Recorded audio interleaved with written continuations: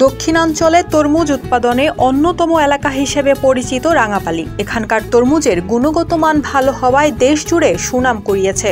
চাহিদার পাশাপাশি লাভজনক ফল হওয়ায় নতুন নতুন চাষিও বাড়ছে এখানে। সাধারণত ডিসেম্বরে আমন ধান তোলার পর জানুয়ারি থেকে তরমুজের আবাদ শুরু হয়, ফলন আসে এপ্রিলে। আমার 16 লক্ষ টাকা খরচ হয়ে গেছে। এই সরে সখানে জমিনে তরমুজ চাষ করেছি। আশা করি এই দীর্ঘ 4 মাস ধরে অনেক কষ্ট করেছি, অনেক ত্যাগ করেছি। এই আশা করি সামনের দিকে লাভবান হব।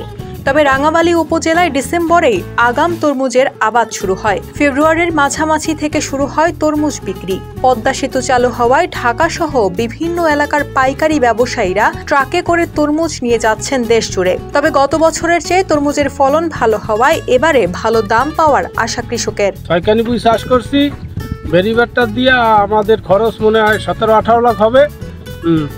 এখন আগাম তরমুজ দিয়ে আমরা আশা করি যে লাভবান হবো আর কি। উপজেলার কাউখালী চর, পাঙ্গাশিয়ার চর, চর ইমারশন সহ বিভিন্ন চর ঘুরে দেখা গেছে বিস্তীর্ণ ক্ষেত জুড়ে তরমুজের সমারোহ। লতায় মোড়ানো সবুজ পাতার ফাঁকে ফাঁকে তরমুজ। এই তরমুজ নিয়েই এখন চাষিদের স্বপ্ন আর ব্যস্ততা। তরমুজ চাষি খোকন বশির মুকুল জানান, গত বছরের চেয়ে এবছর তরমুজের ফলন ভালো। প্রতি বছর রোগবালাই থাকলেও এবছর অনেকটাই কম। অনেক খরচ হয়েছে, বৃষ্টি বাইরে লবণ পানি চলে আসছে। আমরা ওই ভিতরে একটা কুয়ো করছি এই পানি রাখার জন্য।